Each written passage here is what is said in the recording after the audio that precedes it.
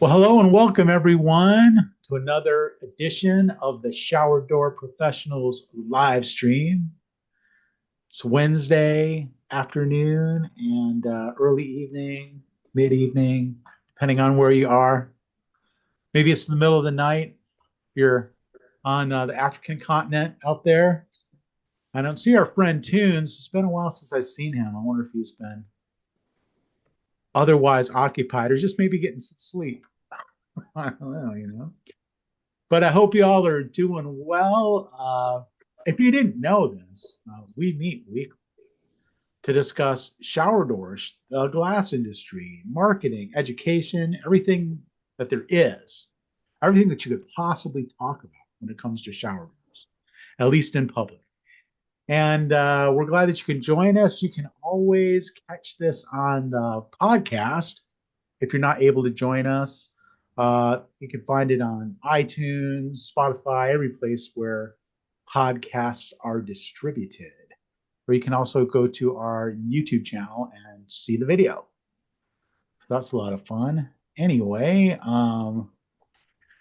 with all of that, hope you're doing well. I don't see Christina. She might be otherwise occupied at the time. She does a lot of traveling around about this time. She's usually joining us from the car.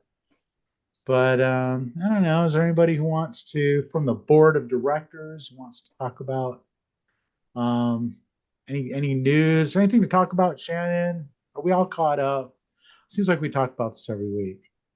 I'm looking around, as you said. Is there anyone? And I'm the only one from Yeah, the board of public right. Looks like it. health. So, Um, yeah, so Christina put out our 12 founding members and mentioned that we've got a couple other people that had their applications in, so we're just getting a couple more things done there. Then we've turned our sights to the website since when we first started talking about doing this, it was about being a great referral source. mhm. So doing that first and setting up both, well, kind of more focused on the consumer side now. So making sure that we have content, pictures, blogs, information, anything that a homeowner would want to know. And then, of course, all of us members to say, hey, if you're looking for someone to do your shower glass, choose one of our members. Here's the list. So that is the focus now. So anyone who had thought, gosh, I think that co-op thing sounds like a great idea when we were talking about doing referrals and SEO and backlinks and stuff like that. But then we started talking about other things and you're going, oh gosh, maybe I'm not into it. I want you to know that it's referrals and everything else. So that's our goal. So starting with referrals, then of course we want to get into helping each other out, um, doing retreats, getting together, doing perhaps work with particular vendors and getting a relationship there with the co-op and the vendor. So lots of things going on, but starting with that ever popular referral source. Mhm. Awesome. Yeah, exactly.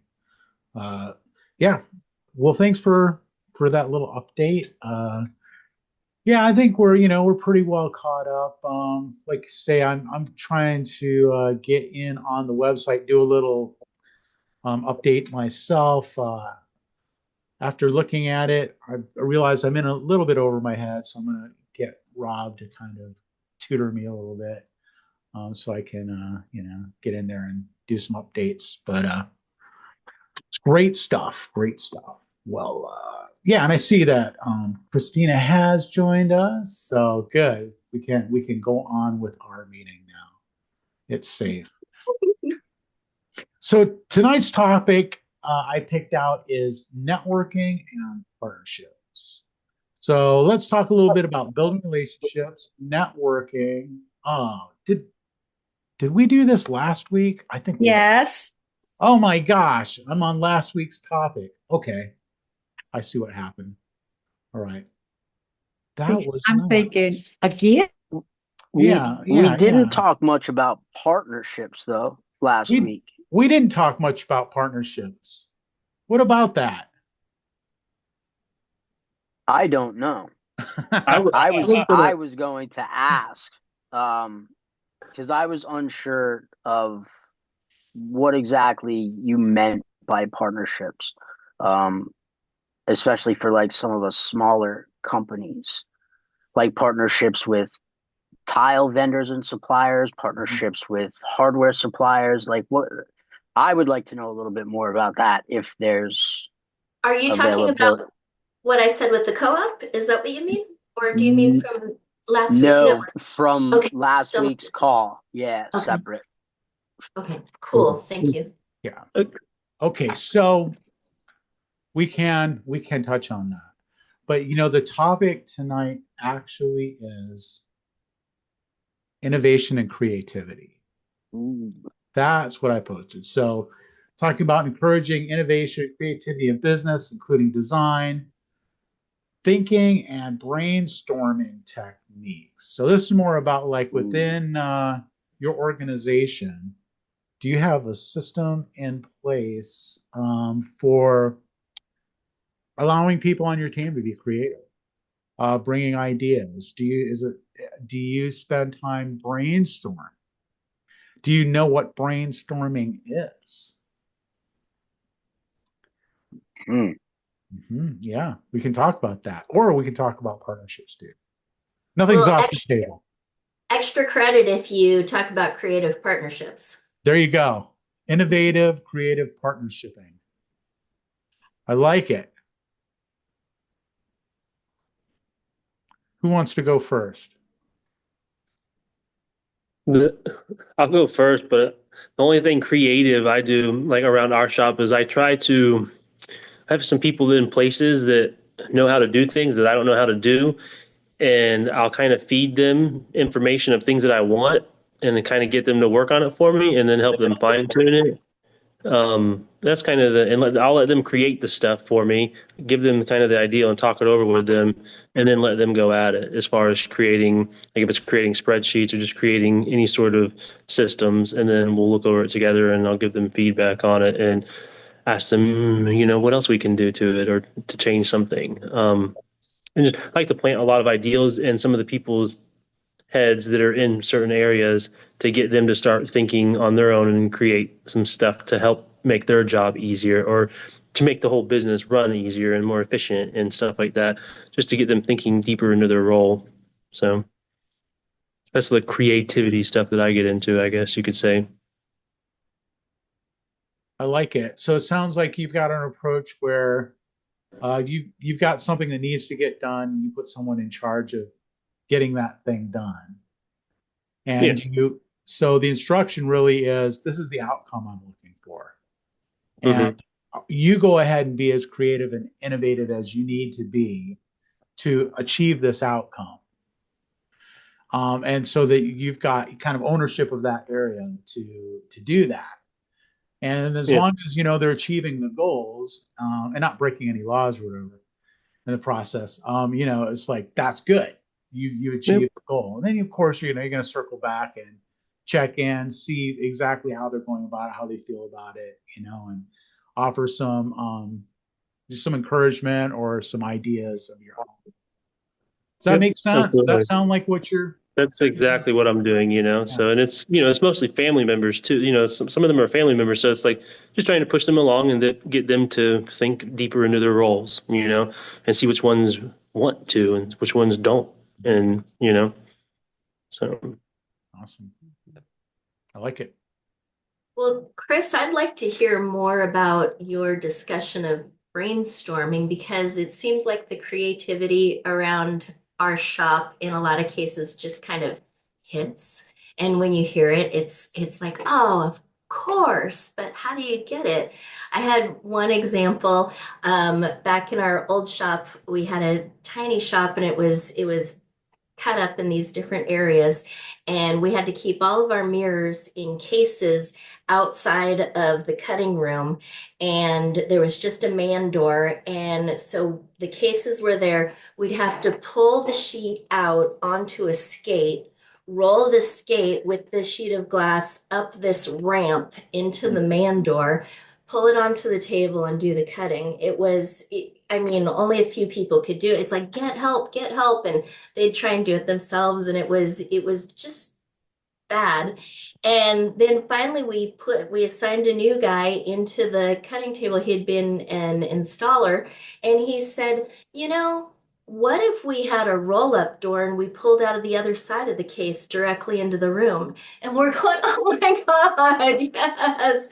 We did it immediately and everything was better. But I can't even tell you how many years, 10 years it was the other direction. I don't know how there's companies like 3M and HP that foster creativity. I don't Yeah. know how you do that though. Yeah. Yeah. People, I don't think for the most part really want to put themselves out there. Most people are a little bit like shy to offer something, an alternative way of doing things, and because people are afraid of failure. I mean, that's really what it comes down to, I think. Now there are always the exceptions to that, right? And most people probably have someone on their team, if your team is more than like 5 or 6 people, that's like always wanting to give their opinion on everything and has an alternate way to do everything. But that's really kind of the exception to the rule. And when you bring someone comes into a culture, it's like, well, this is how we do this, and they want to just do it. They're just going to do it.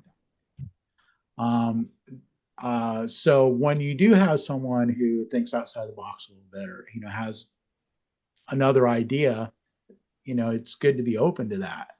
For just exactly like what Shannon just described there is a perfect example of how you can do this something the hard way for 20 years, 30 years. And it's like, well, why do we do it this way? Oh, it's just the way we've always done it. There's really no good, reason, explanation for it. And in fact, that to me and my thinking is like the worst reason to do anything. It's like, oh, well, we've always done it this way. Oh man, that's the worst reason. I mean, if that's the only reason you can come up with for why you're doing something, you should probably change it immediately. Because there should be some rational explanation for, well, this is why we tried it this way, or it works, it's safer this way. It's the less energy, you can do it with less manpower, et cetera, et cetera. So if you never had a brainstorming session, it's pretty fun, actually. And basically the rules are that you get a group of people together, and usually you'll have like a whiteboard or a tablet or something like that. And the rule is like no idea is too crazy or too stupid. So the idea is like you get every idea out, write it down on the board, on a tablet, on an easel, whatever. And you can't criticize anybody's idea. So I mean, literally, no matter how outlandish or crazy it is, you just write it down. And so you go through that until you've exhausted everything, until nobody's got any more ideas. Then you go through the process of eliminating things. I mean, there's going to be some ideas that are just not practical, or they really are just crazy stupid. You can't do it from the moon or whatever. But you end up with a few ideas that are decent. And even the crazy ideas, the thing that you'll discover if you try this process is even the really crazy ideas will have an element in it that'll make you look at it from a different perspective and may lead to a really great idea. I mean, that often happens, and that's why it's so important to allow people just to be as creative and like imaginative and out of the box as they want to be, or as they can be. Because they might hit on something or just an idea, even though the idea itself isn't workable.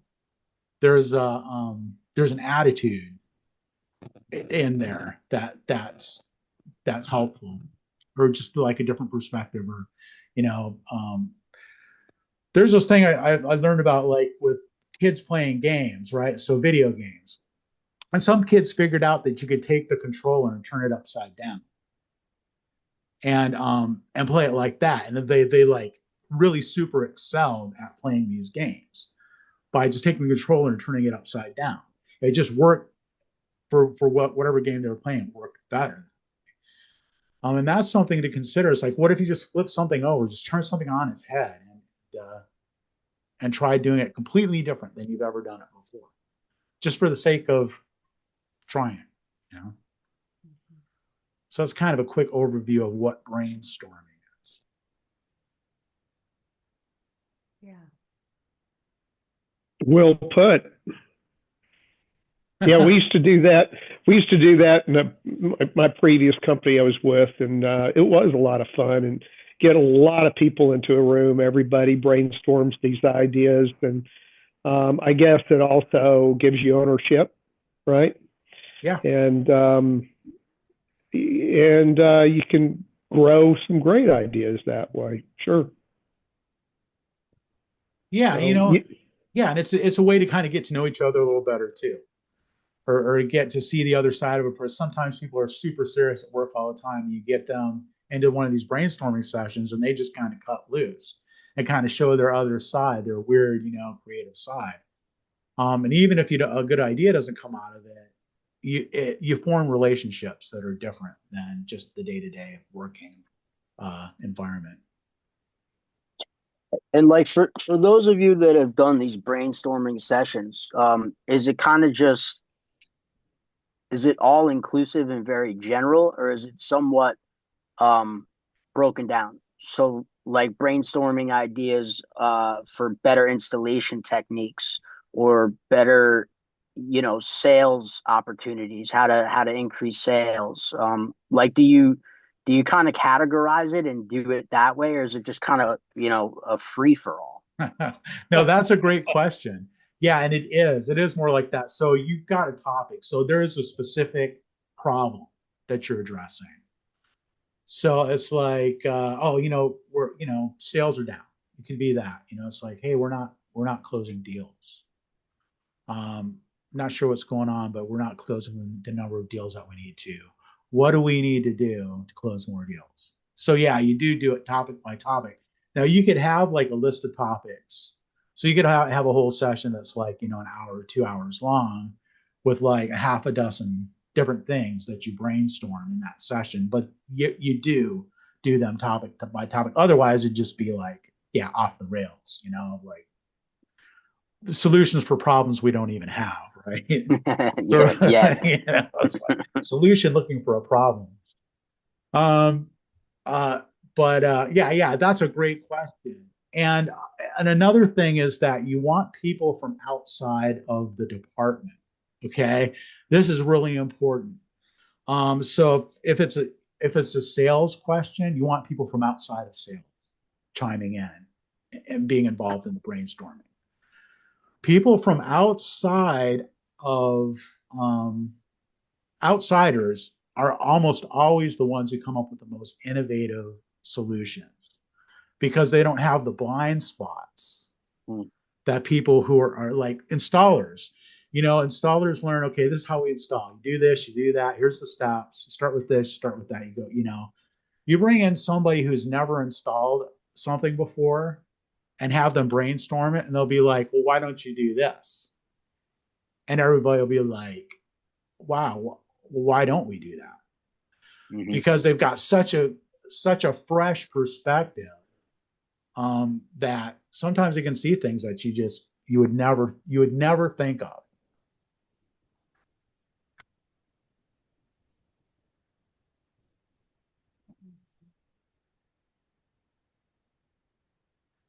All right, so welcome. We're here with the shower door professionals. We're talking about innovation and creativity. Creativity and design, creativity and thinking, brainstorming techniques. Do you have a suggestion box? Is there a box where someone can drop a suggestion anonymously?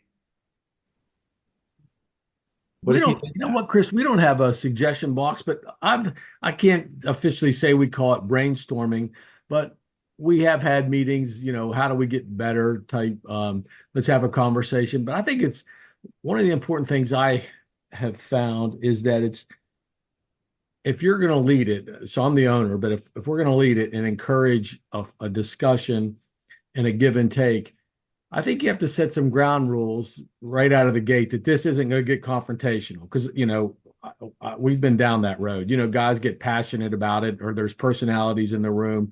I think you have to set ground rules right out of the gate and just say the purpose of this, this meeting, this exercise is to get better. Let's have a discussion, but don't let it get out of hand and get encourage discussion, encourage and I guess state the fact that you can agree to disagree, but you can't let it devolve. And so setting some ground rules up front, I found has been helpful. Yeah, that's a great point. Yeah, because you don't want it to become personal and you don't want it to become, well, I know better, like, it's kind of a contest between big egos or whatever. And that, that's another cool thing about the brainstorming process is that you do set those ground rules of like, okay, no idea is stupid, no idea is, out of bounds. So we're gonna start with just a list of ideas. Anybody can offer one. No one's gonna judge the idea at this stage. Until once you get the whole list of ideas, then you move on to the process of like weeding them out or whatever. So yeah, so it's against the rules to like, criticize, and people will. I mean, people will just kind of knee jerk like, oh, that'll never work, or we tried that before, or whatever. It's like, hey, wait a minute now. We're not doing that at this stage. Right now, we're just brainstorming, and that's why it's called that, So, but yeah, you're right. Someone has to definitely be the moderator in this kind of a meeting to where you've got to keep it on track because it will go off the rails if you don't have someone doing that. What kind of suggestions would you have for smaller companies that are just one or maybe even a single person operation or something like that that doesn't have somebody to brainstorm with? Where would you source the brainstorming from there? Would you recommend, for people that might be in that situation? I recommend something like this. I was thinking, honestly. Come here Wednesday Yeah, night. yeah. Ask anything you want. Other glass Yeah. places. Yeah. Yeah. I mean, have some kind of network, have some type of a group, some type of a peer group, even if it's just like a group of other business owners, which could be like, a business networking group. I was in a group for like many years that was, just for a referral group, right? And rarely got a referral. And in all fairness, I was not the easiest guy to refer because I was like kind of a prima donna and like cherry picker and like only wanted like certain kind of work and would say no to just about everything. So that was kind of my personality. That was kind of my job, So it was hard for people to refer to me, to be honest. But I went to that group every week, met with those people, was an important part of the group, served on their board and all that stuff. Made friends, have friends to this day from that group, even though I'm not a part of it anymore. And really honed my business skills, really honed my sales skills. Learned a lot about how to do business, learned a lot about how to work with other people. So I probably got enough sales to make it worth like the cost of it. I probably covered my cost. But way more than that, I learned a lot about business. Now I gained a lot of confidence because like every week, everyone would take a turn, like just doing like a kind of an elevator pitch, like a 30-second to 2-minute little talk about what you do. So that was something I was doing every week. And this group got up to like about 40 people at one point. So me and like 39 other business owners in my area getting together every week to talk about, to talk about business, what's going on. It was huge, man. It had a huge impact on the business, even though not necessarily through sales, right? But through, the fellowship and just the camaraderie of, y'all know, it's like if you're a small business owner, it can be kind of a lonely thing. Your other friends, if they're not business owners, they don't get you. They don't understand, but so it's like, but other business owners do. They totally get it. You talk to another business owner, and you're like, oh yeah, I'm employees, or whatever. And it's like, oh yeah, or all the vendors, oh yeah, it's like, oh, that one vendor, especially that one vendor, oh, So it's like, it's cool to be able to commiserate like that, or just get encouragement, or just see, it's like, oh yeah, I was in that situation. I remember, it was really tough, but I got through it, and this is how I did, yeah. I don't know if they do it in every NARI, the National Association of Remodeling Industry, but our local chapter does a B2B group. And so they group people together, and I think they go for like 5 or 6 people that meet once a month and just kind of talk about their business issues. And in a lot of cases, it's a contractor and a designer, and then you, and then maybe fireplace guy. I mean, so it's a variety of different industries, or well, I mean, all the construction industry, but it's amazing how much we all have in common. And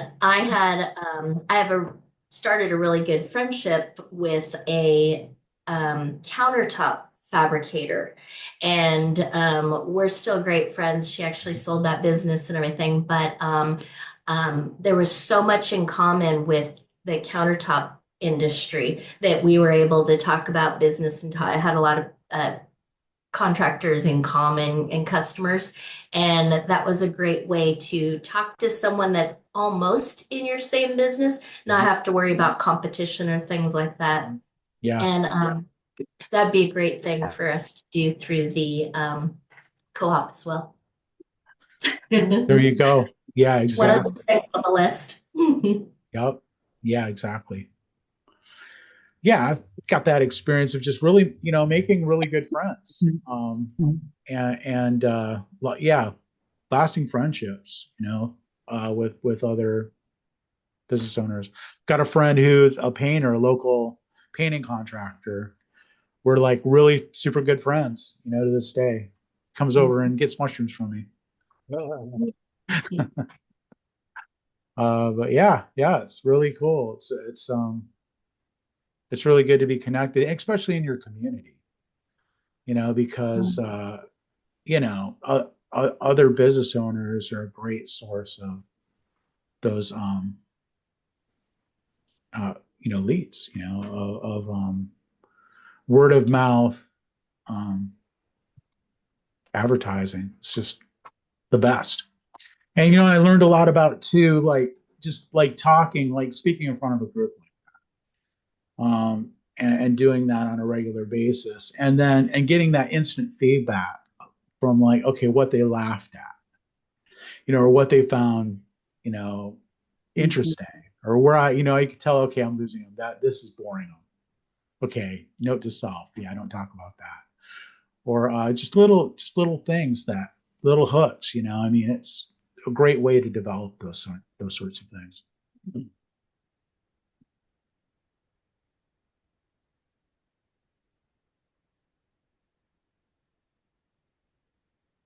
Yeah, so if you're just joining us, this is the Shower Door Professionals Group. We're talking about I have stuff. a quick question. Oh, great. Sorry I'm late. Thank you for You're doing stepping great. in, Shannon. Thanks You're for coming. awesome. Yeah, well, wouldn't miss it. So my husband's in the tech world, and he has done startups and sold his startup and all that good stuff. And essentially, he asked me when I first started with my dad, how could you make your business some kind of subscription model? Because if you can make a subscription model, you can triple your business valuation. And that's why we see subscriptions becoming so much more prevalent these days, I think. And so I was thinking about that, and I was just wondering if anybody had ideas. I mean, we thought about all kinds of things, but I was just curious if anybody has thought about that or has done anything like that. Christina, not everybody might know what you mean by a subscription model. Yeah. Can you define that a little bit? Yeah, so a subscription model is like people pay monthly or yearly or quarterly for some kind of service that they've agreed to for some duration. So we thought about doing like a silicone or cleaning shower upkeep or something like that. It's almost like getting your HVAC serviced. You have like a seasonal service package that you pay for or whatever. So does anybody have anything like that for their showers that they do? We don't, but that sounds like an awesome kind of thing. Like, I mean, you're going out there once a quarter or something, you change out the drip rail to a new drip rail, you adjust the door and the hinges, because that's always needing to be done anyways. If there's any leaks, you take care of them. If there's any moldy silicone, it's just kind of part of the subscription and service on a shower door that's inevitable. So it's a pretty good ideal, because you're doing a lot of that stuff regardless, and sometimes you might even be doing it for free if you're too nice. So. Yeah. And we've all got subscriptions that we've taken out and then we forget about it and you just keep paying it every month and you can't get in there to cancel it. It's that, that mailbox is what I call it. It just keeps rolling in, and you keep paying the $39.90 a month endlessly, you can't get out of it. That aggravates me when I try to cancel something like that, and you have to call the 800 number. You have to write an email. It's like it's not worth the $39. I'll just pay it this month, and I'll take care of it next month. It's more than $39 worth of work to cancel. Yeah, right? It just goes on and on. It's the never-ending subscription. Yeah, I think it's great if you're on the other end. I don't like it when it's me. Yeah. You want to be on the but if business you side were of that. getting a service like that, that would be completely different. I would definitely be, that's like, we have it, like you said, for our heating and air conditioning in our home. We and we certainly make sure that when they call and say we're ready to come out, we let them come out and service our, so things like that, which it would be more like that, what you were talking about, Christina. But yeah, I think that's great. I think it would be an interesting way to turn warranties or things that really shouldn't be warranties, but you do anyway. True. It would be a nice way to like monetize that a little bit, maybe. But I don't know what the liability associated with that could become. I think our concern was, well, I found a scratch on my glass because you guys came and cleaned it. So, has anybody thought about that? Good point. No, but we get blamed for everything, I mean, the glass guy did it, if anything, because we're the last blame one you in anyway. there. It's glass guys were in there last, so it's their fault. They did it. The fine print on subscriptions is pretty long, so you could probably just put it in there somewhere if you've ever had a subscription. Yeah. It is. It can be pages of I fine think you print. would just figure out how to put it in some sort of writing of the subscription kind of thing. Now, I would also want to know how do you like measuring it to make sure you're actually making money off of this portion of business, to make sure you're getting like measuring that out. Yeah. Because that is, I mean, that's a service call to me. That's an hour at least out of an installer's time of the day. So And then It had definitely. if you're redoing silicone, I've redone I redid silicone today actually, and it's not quick. Yeah. I did like 3 feet of silicone, and it's not quick just to redo some silicone. Well, and I So, wouldn't want to subject our technicians to become a cleaning service for somebody's shower, and I can I very mean, easily and quickly see that become the case. you could hire somebody for just that, just hire a Yeah. service technician that's only doing service stuff that has their pay rate to where you can still make money off of it. And it's easy, simple stuff. You're changing a drip rail, you're adjusting the hinges, and you might be redoing silicone. That's, pretty easy to Yeah. teach, I think. Yeah. There is a need for that because we do have this Mhm. all the time and want somebody to come clean the mold in their shower and moldy silicone and replace it. And we just don't do that, So there's a need for it, definitely. Well, speaking of partnerships, does anyone partner with like a grout or resurfacer or some kind of, yeah, like a grout service that do that stuff? We don't. Yeah, I've got a guy. So I've got a guy who's carpet cleaner. So if you've got a good local carpet cleaner, Yeah. those guys usually clean like granite, tile, stone, grout. They'll a lot of times they do a lot of different stuff. So if you know somebody personally who's in that industry, talk to them, find out what do you do besides cleaning carpets? And you may be shocked to find out they do like just about every kind of cleaning. And so yeah, I've got a guy like that here. And it's a great, it's a great referral. And if they offer a good service, so it makes you look really good. And they're really stoked. They're really happy to get the work. And then they referred you. And that's a great question, Christina. Yeah. Yeah, find someone like that that does grout, that does the caulking so you don't have to do it.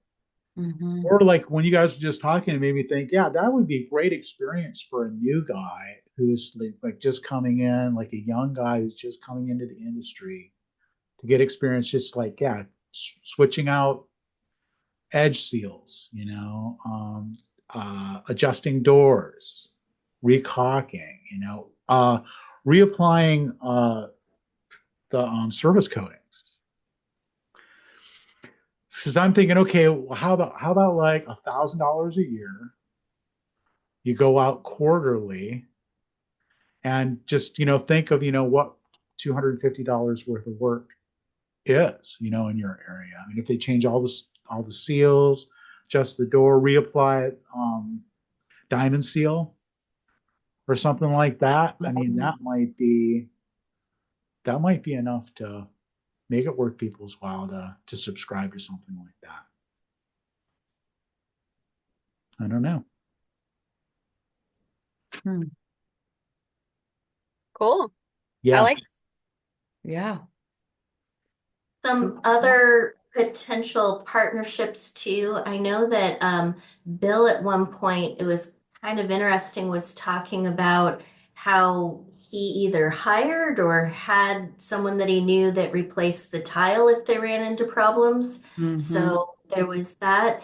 And then we have a film company that we recommend. So when someone wants to have, they'll ask us about putting in stripes or doing all these weird things. And when we give them a price to actually do it to the glass, they don't want it. But the film does really well. And so that's a referral that we do.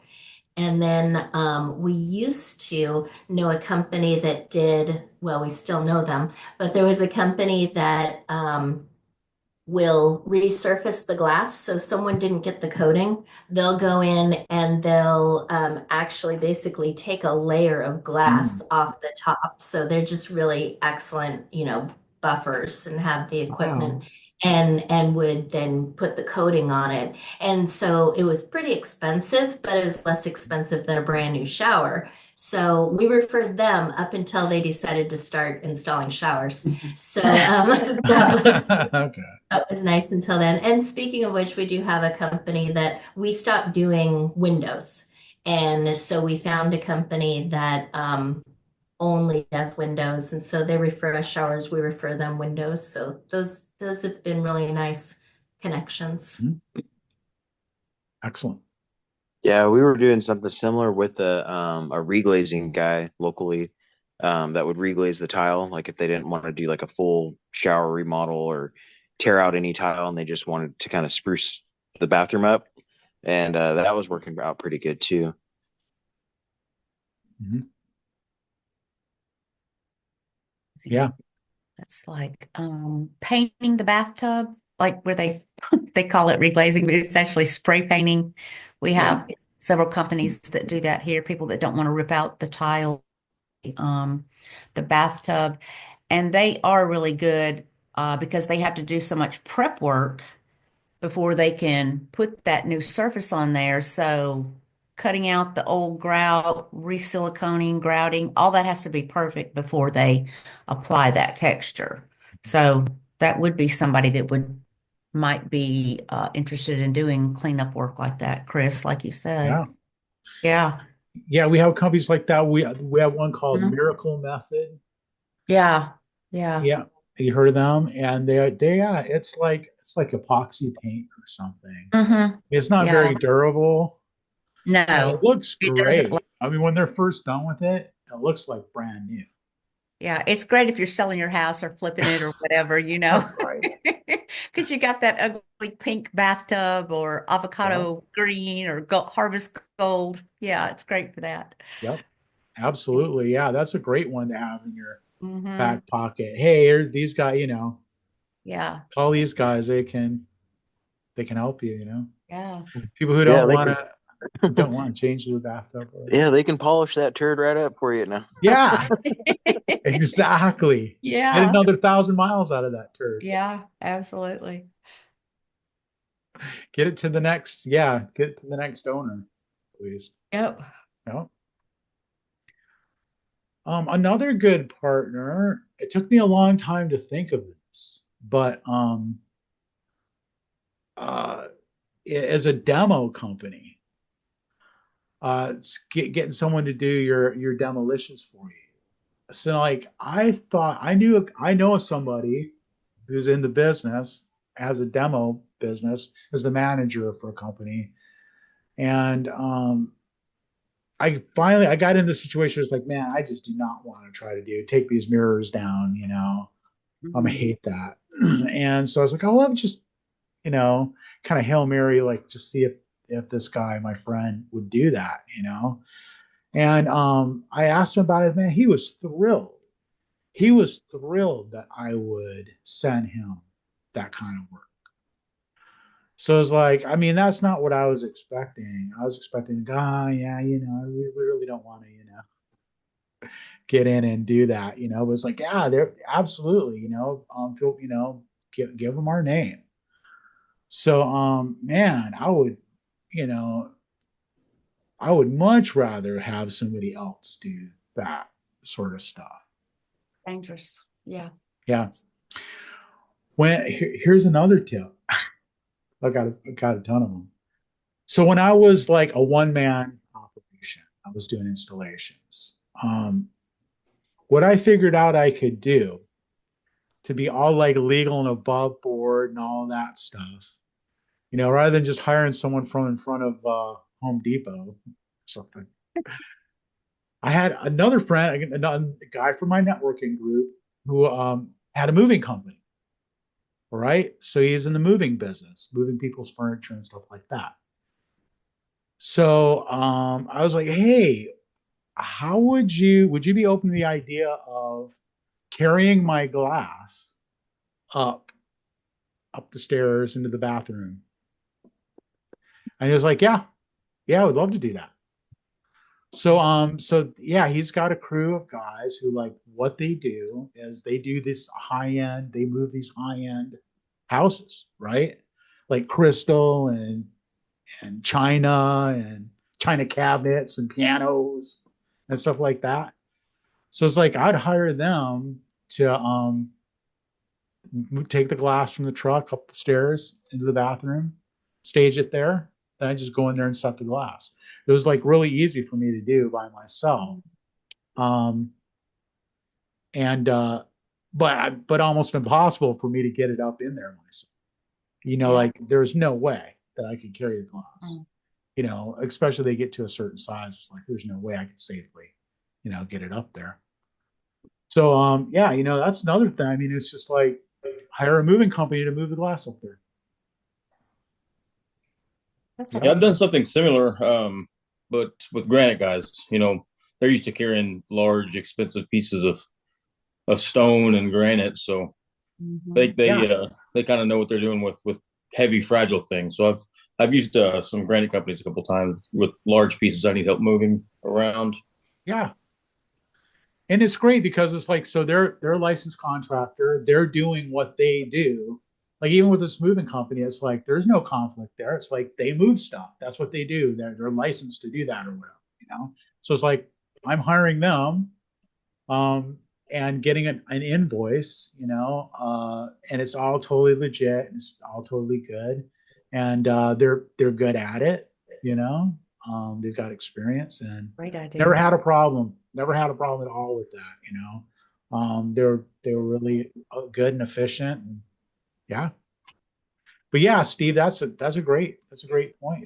It's like people who, these granite guys, it's pretty much, it's a very similar material.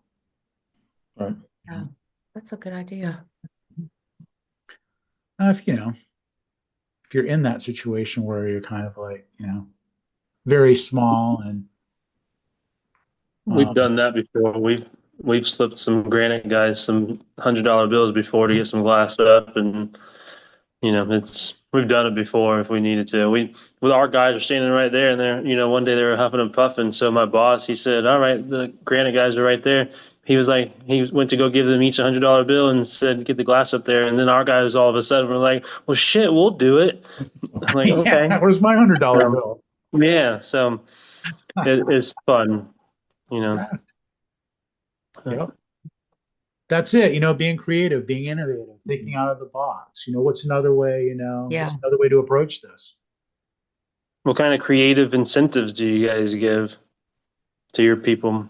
Any creativity there with incentives or bonuses or any sort of pay and creativity? Good question. No. I also like the creativity of seeing people post pictures and videos of their shops and their trucks on the group. I like seeing how people set their trucks up and their shops are set up. It helps you with some brainstorming, some ideas for your place, So yeah. Yep, I was going to mention that earlier.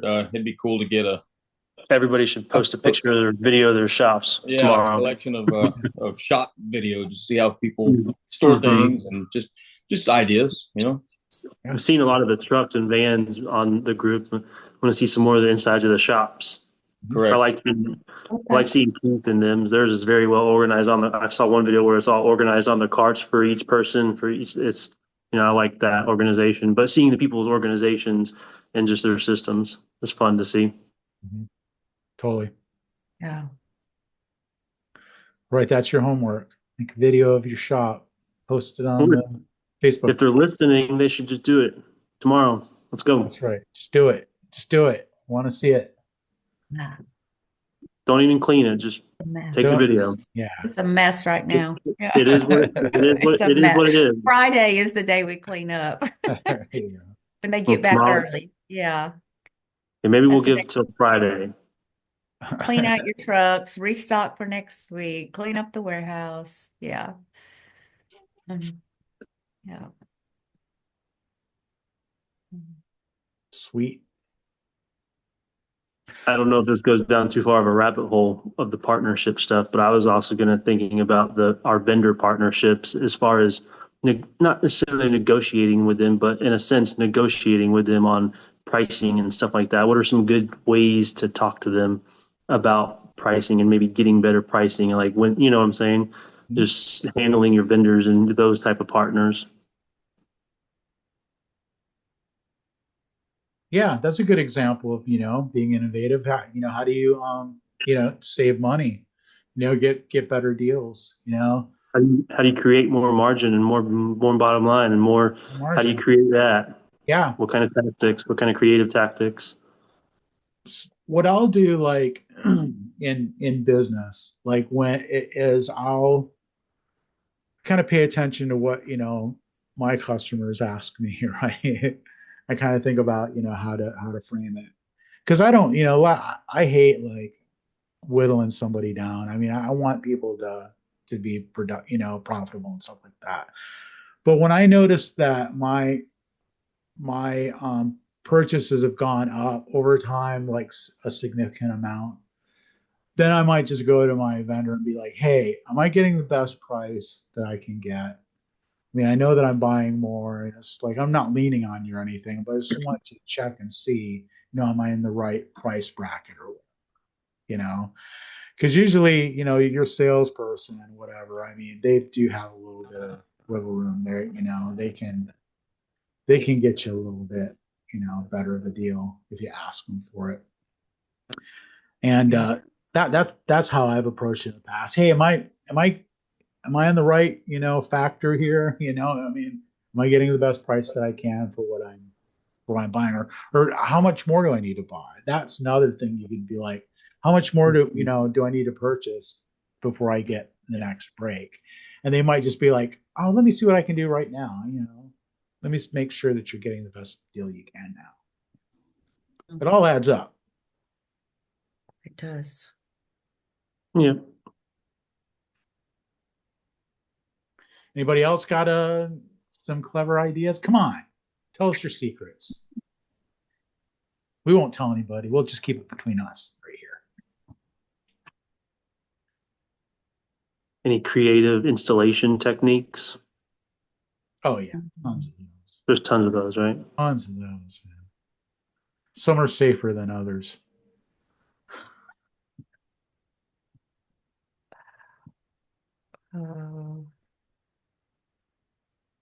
One of the negotiation things that I kind of did with my vendors is that every year I let them know how much I spent with them in the previous year, and that's it. Hey, it was a great year. We, bought this much stuff from you, and thanks a lot. It's been really great working with you, but it just kind of puts that a little bug in their head. That's That's it. Just great. thanks. Thanks. It's Yeah. great. Kind of a Partner. passive way of just like letting them know, hey, I'm paying attention to how much I'm buying from you. And then we've also asked for a lot of vendors will let you do quantity discounts with purchase orders. So you don't have to take it all up front. You can get a quantity discount. How much would it be if I bought 500 of these on, but it doesn't necessarily have to be that you take them all. You can have a purchase contract where you're committing to 500 of them and you take them bit by bit. So those are some ways that even with smaller volume, you can get the larger volume pricing. That's a great tip. Yeah. That's a great tip. Yeah. Get the Yeah. quantity, but not take them all at once with a purchase order. Yeah. Brilliant. And like for you guys that are negotiating with your vendors and hardware suppliers and glass suppliers, how often are you doing that per year? Are you doing it once a year? Are you doing it every couple years? I tend to do it when I'm getting calls from other people. So about the time that FHC was really taking hold, I got a call from CRL with a price break, and I'd never heard of such a thing, and it came through. And then so you can kind of tell when some competitor is encroaching. And then that's a good time to say, I got hit up by, someone else, and I just kind of want to make a good decision. And they know that the other people are coming in with lower prices. You don't have to go very far with that. So Yeah, like anytime you see competition, just benefit from it. Yeah, and we had a I had a salesman. I used two pretty big suppliers for most of our shower doors, and we had a pretty big order. It's actually still in the shop. Part of it's going in tomorrow. Um, it's pretty big for us. I think it's close to 24 pieces. Um, I think right now we have 18 in the shop. But I had the competition. My salesman came in the other day and he saw all the glass and he's like, "Where'd you get this from?" Um, so I said, "I got it from so and so," and he was like, "Well, give us a shot. I'll match him if I can't beat him." So that was interesting too. Like I didn't really have to do anything. Mhm. The opportunity to get a price break on some pretty big orders just kind of fell into my lap in this particular case. But um, always interested to know kind of because I'll ask from time to time. There is often an uncertainty on my end of how often do I ask, right? Like I don't want to push the envelope. I don't want to be that guy. Um, it's kind of a fine line. I feel like I don't want to feel like I'm asking for too much. You know, although there are times that I think I've earned it for sure. Yeah. Yeah. Yeah. I'm kind of the same way. It's like like I say, I mean, I want everybody to make money. I want my vendors to make money. I want them to be, I'm looking for them to like take it on the chin for me, but it's okay from time to time, It's like, and like Shannon makes a good point there too of like your vendors know when other vendors, because other customers are letting them know that other vendors Oh, are, yeah. they Mm. make their rounds, right? They'll come Oh, around yeah. and like, hey, how I can help you with your pricing, and then yeah, word goes around pretty quick. It's a small, as you know, it's kind of a small group. So take advantage of those times, and say, yeah, yeah, I need better pricing. As a matter of fact. Another potential for discount is if you look at directly purchasing some of the products that you use. Um, CRL sells products from other people. FHC sells other people's products. What's the price if you go direct? And then we use a kind of a local shop for our Sprayway and things like that. And they purchase direct from Sprayway and then we get it from them. So the more we buy, the better their pricing can be for everybody. So just kind of looking at some of those things. And I can't remember who it was. It might have been you, Brian, that did the gave away the little cans of Sprayway in the little gift bag. And so anyway, we started doing that. We have the little giveaway bag. But when I found the little tiny, they're so adorable cans of Sprayway, I couldn't Yeah. figure out where to get it.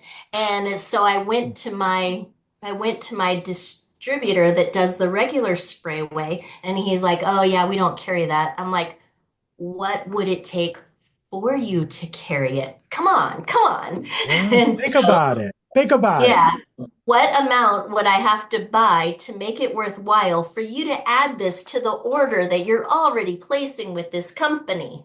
Come on. So sometimes just kind of guiding people to help you out too is helpful. Was it you, Brian, that did the small sprayway? Yeah, the like little, I don't remember what it was, Mhm. 8 ounce or 8 ounce cans or whatever it was, and we were putting we got stickers and put our logos on them too. Yeah. They will they will put your logo on there without you having to put a sticker on there where it says Sprayway. They'll put your logo on the can. We looked into, yeah, Yeah, I we can't Okay, do remember quite a bit. how much Yeah, it they're was, Sprayway but Sprayway themselves will do that. The mm-hmm, company will do that. Okay. mm-hmm, yeah. Can't remember who it was that did it. There's some other glass companies or window companies, and they've got examples of it. Putting your logo on there, and it just replaces the Sprayway logo. Your name goes on there. Yeah. So I don't know if you're trying to retail it or you're just giving it to the customer to know this is the product that you recommend using on their glass. Either way. I don't think there's a lot of profit in retailing it, or somebody's going to drive all the way to your shop just to buy glass cleaner. But it's advertising, it's Right. branding, keeping your name out there. Yeah, yeah. Exactly. You're kind of Does partnering with he do Sprayers. squeegees? Squeegees. Yeah, Squeegees, we yeah, were we doing did that those with too. our name on them. People love those. Yeah, they come back in. If they come back in to get a drip rail or something, they'll say, "Do y'all still have any of those squeegees? I got one a year ago, but threw it away or whatever, We just give them another one." Nice. Yeah. Yeah. That's great. I did that for a Yeah. while, gave away squeegees. Yeah, anything, Yeah. those little like kits, like when you're done, especially if you've done like a surface treatment, it's cool to have like a little kit, a little care kit. Okay, this is how you Yeah. care for it. And people really like that little extra thing, Oh, even if yeah. it's $20 worth of stuff. Mhm. It's huge for people to get something they weren't Is expecting. Yeah, they like getting their little happy, as we call it. Little bag, and we used to do like a little microfiber cloth, but then Yeah. they got so expensive we cut those out, but we did the spray and the squeegee. The bag has got our logo on it, and they just love that. They think it's just something special. Yeah, it means a lot to them. Excellent. Yeah. Yeah. Great tips. Great tips. Okay, everybody. Well, looks like we're getting down to the bottom of the hour here. Anything we're missing? Anything I forgot to talk about? I think we're pretty golden. Hey, be sure to check back with us next week, Wednesday, 5:30 Pacific Standard Time. Shower door professionals. All right, everybody, have a great week. Right. See you next time. Bye, everybody. See you next week. Good night. Good Good night, night. everybody.